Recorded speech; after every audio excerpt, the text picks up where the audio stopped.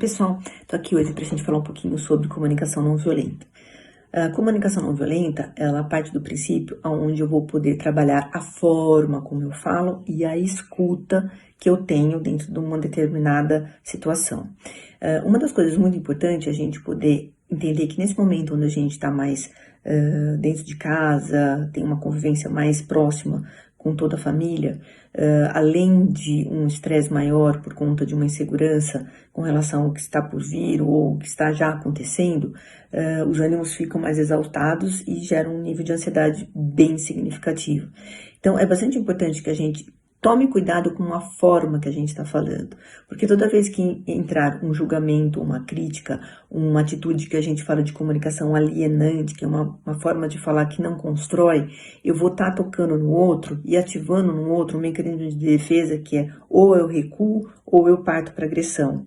É muito legal quando a gente fala de comunicação não violenta, para a gente poder substituir esse mecanismo de defesa por uma linguagem mais compassiva, onde impere a amorosidade, onde eu consiga transpor aquele comportamento do outro, entendendo quais são as necessidades dessa pessoa. Então, isso é muito importante. Então, ponto número 1, que a gente consiga estar olhando para o outro, falando de uma forma sucinta, específica e generosa e aprendendo a ouvir o outro. É muito importante que a gente entenda que dentro da comunicação não violenta existem 4 itens. A gente tem que olhar de uma forma a observar o que está acontecendo. Então, vamos supor, eu estou lavando louça, estou terminando de lavar, vem meu filho e toma um copo d'água e deixa na pia. O que vai acontecer? Eu vou ficar irritada, poxa, você não está vendo que eu acabei de limpar a pia e você pega o copo e põe na pia? Pode ser uma forma de eu responder, mas eu também posso olhar para essa situação e falar, peraí, tô criando um novo hábito, eu tô precisando falar o que se ele já não tem, né? Eu vou criar um novo hábito. Agora, se a pessoa simplesmente, condicionalmente, pegou e colocou, eu vou falar o que acontece comigo. Então, filho, vem cá, eu tô vendo que você colocou o copo na pia. Eu acabei de limpar a pia. Eu peço, por favor, que você pegue esse copo, lave e coloque no escorredor. Então, deixa claro, observando o que está acontecendo, na atitude do outro, o que me enriquece, o que me desabastece, o que acontece que eu preciso e que eu não me posiciono. Será que eu deixo claro o que eu quero e o que eu não quero para o outro?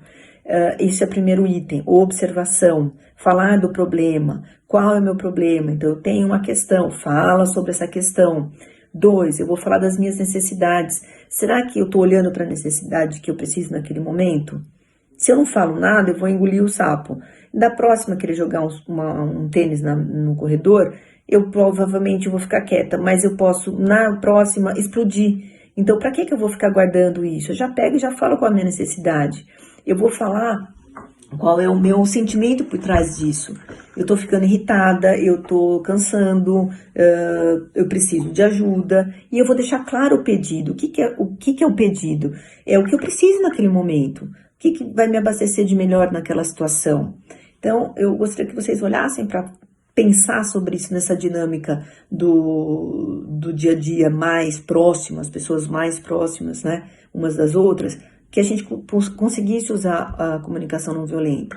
Então, resumidamente, é sair do blá blá blá, que a gente fica lá blá blá blá, e tá ruim, tô cansada, não tenho o que fazer, não posso sair, eu tenho que estar aqui dentro. Então, para de jogar a responsabilidade pro outro, né? Então, a gente fala muito da comunicação alienante, onde eu fico no tenho que, ou isso está acontecendo por sua causa. Não, a gente tem que entender que nós temos escolhas. Nesse momento que a gente está vivendo, eu tenho escolha de olhar para isso como um caos absoluto, ou olhar para isso colocando quais são as minhas necessidades, porque as necessidades do ser humano, elas são universais. A necessidade de proteção, a necessidade de segurança, a necessidade de intimidade, a necessidade de cooperação social, a necessidade de amor.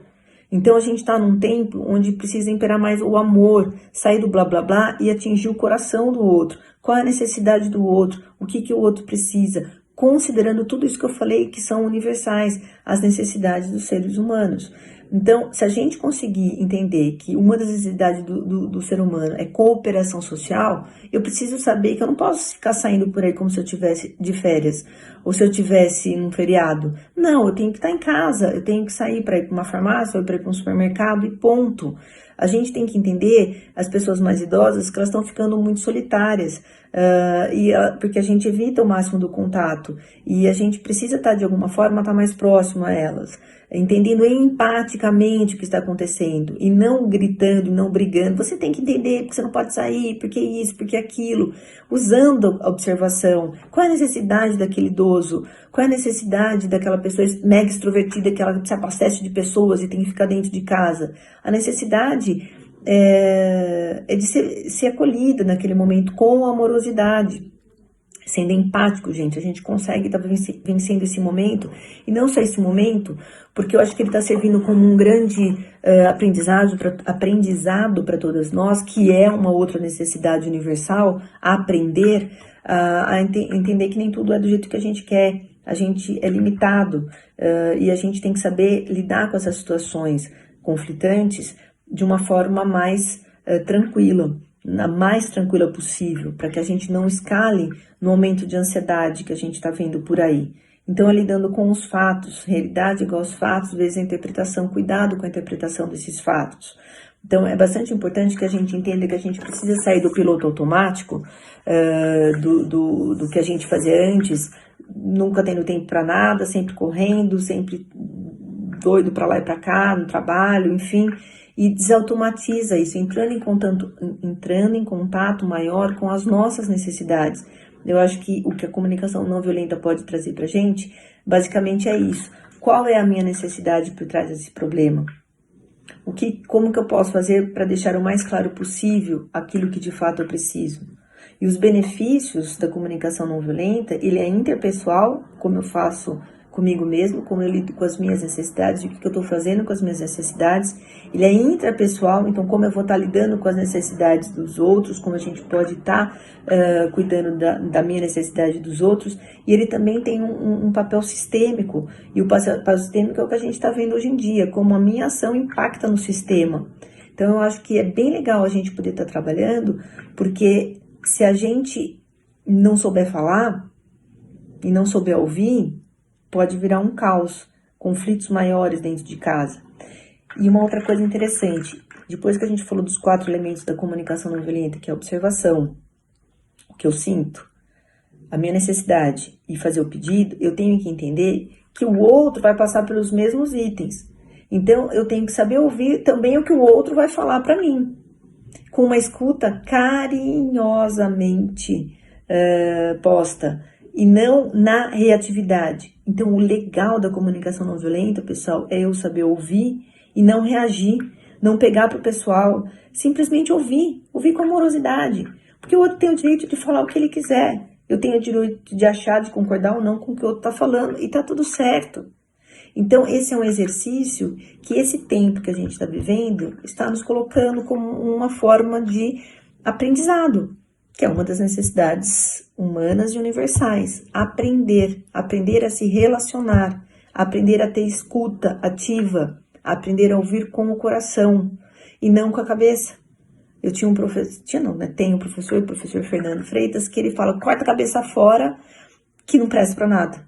Ouça mais com o coração. Então, resumidamente, se tiver um filho gritando, xingando, sei lá, tendo um comportamento que não é legal, você discutindo com o teu marido, ele fazendo algo que você está incomodada, veja qual é a necessidade do outro, transcenda a ação. Vamos entender o que o outro precisa e não ficar só com a palavra. Veja o que é preciso pelo outro, como eu abasteço esse outro. Então, pessoal, se a gente conseguir falar com mais amorosidade, escutar com o coração, eu garanto que a gente vai passar muito bem por esse momento que a gente está passando, e isso vai servir como um aprendizado para o resto da nossa vida. Então, vamos embora, vamos trabalhar a comunicação não violenta.